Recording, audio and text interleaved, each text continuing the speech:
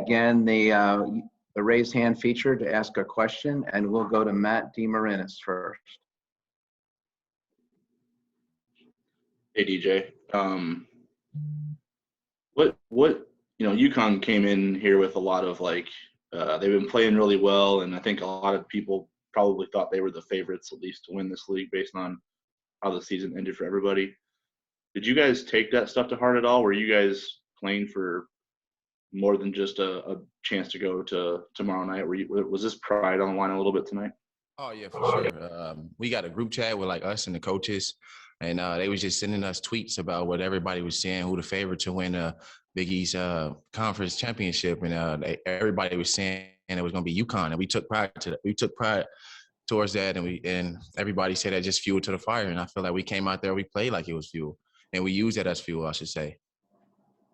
Gino Green. Gino, you're next. All right. What was it like to have to overcome that early deficit at 13-2 and have to play at UConn's pace and to be able to overcome that in the process? It was nothing we haven't seen before. We've been facing games like that all year, so it was nothing new to us. We just had to stay composed and do what we had to do and play the right way, which is play our style of basketball. Don't get too sped up and don't get too slowed down. And obviously we did what we had to do. We fought and we came out with the W. Jacob Schwartz. To be able to say that, because there were questions just asked about that deficit, you really just kind of just went back and forth. How were you able to shut down UConn's bigs and guard play defensively? Coach kept preaching we can't go back and forth with them. Like you said, we can't keep going back and forth with them. And he told us if we get a couple stops, we're gonna win this game. And I was just telling everybody in the huddle, just keep fighting, get some stops on the defensive end. And man, I'm proud of my guys. We did a great job, man, stopping those dudes, like you said, stopping their bigs and keeping their guards to a good pace where we wanted them to be at. So I feel like we did a good job. Thank you. Tim Best, please. DJ, I just want to affirm, I know UConn, you talked about, wanting to shut down the notion that they were the favorites. By the way, I picked you guys before the tournament started. Let me just say that. But UConn started off hot, 13-2 start. I mean, they went for a first-round knockout right there. So how were you guys just able to just collect yourselves, get back up from that knockout punch, and come back the way that you did? We know that basketball is a game of runs. They had some good runs. We had some good runs, but it come down to key stops, man. And I feel like we did a great job of stopping their main guy, which was James Bouknight. We kept him to the pace we wanted him to be at, and we did a good job with that. And obviously, we came out with the win. Appreciate it, DJ. Any other questions, Megan Caffrey? DJ, your team has the opportunity tomorrow to play for a Big East title. I know you're coming off of this emotional win right now, but what are you guys looking forward to tomorrow night going up against Georgetown?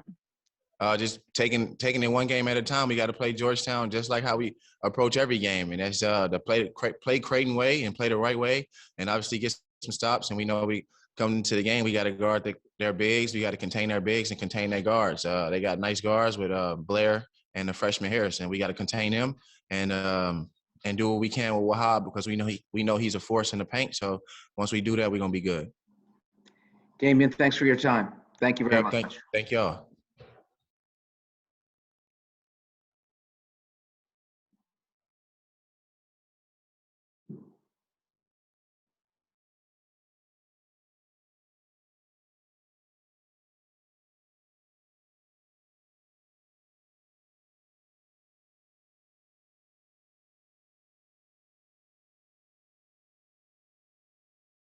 We're now joined by Coach Greg McDermott.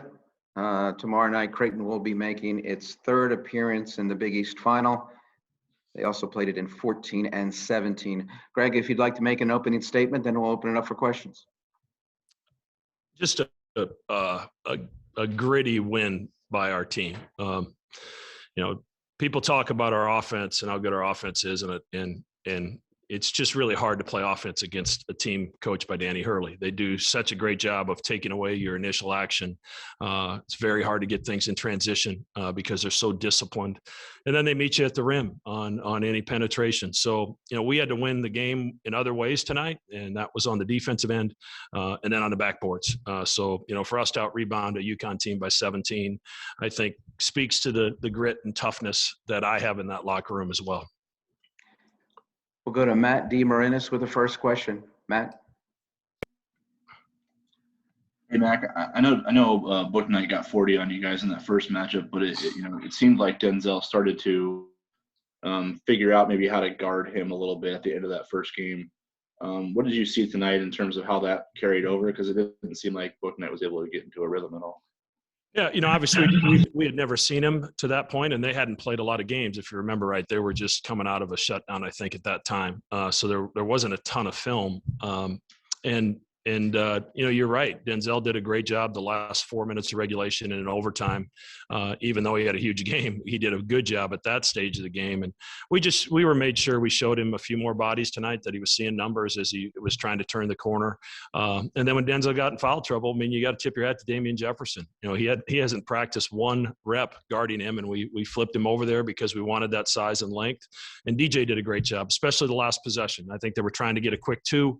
DJ cut off the driving lane, made him take a tough three, and then we got fortunate that they missed a couple threes on those tip outs. John Ottawa.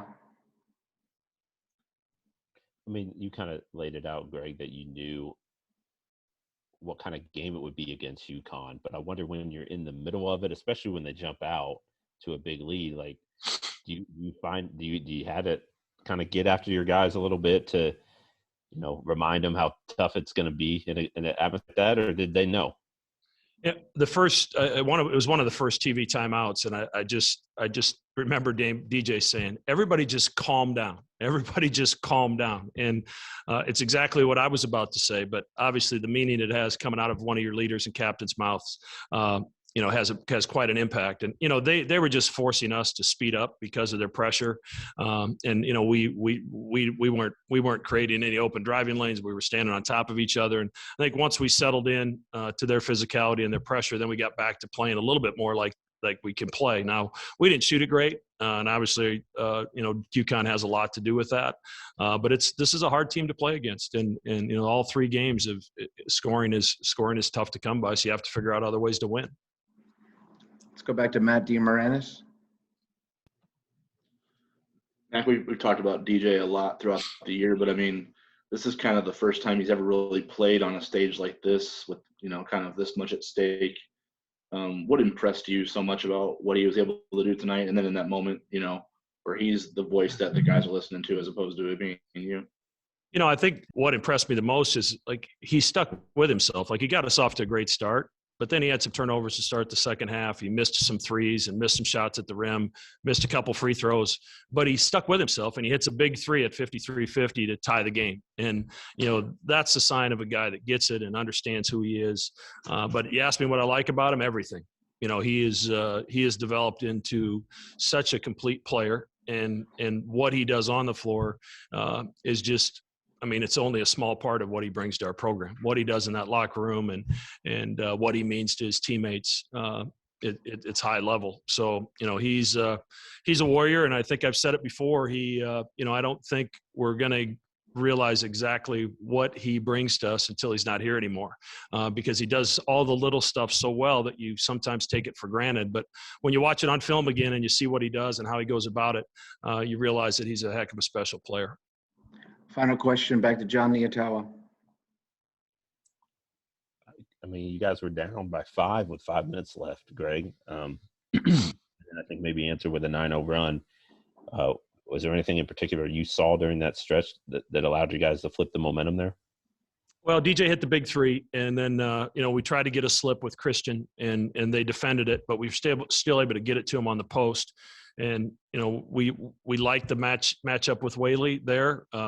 Christian had some success at UConn in that second half inside as well. So, Christian was patient. They weren't going to leave the shooters, and he just made a nice little shot fake and ducked under and got a big basket. But, it was the defensive end that got us back in it, and a guy like Alex O'Connell plays 10 minutes and gets 8 rebounds, was flying around. So, with Sharif, getting hit in the head and having to sit out, we needed people to step up with the foul trouble we were in. Ryan Kalkbrenner gave us good minutes, and just really, really proud of our team. This is that's a high quality team we beat tonight, and we're excited to play for a Big East championship tomorrow.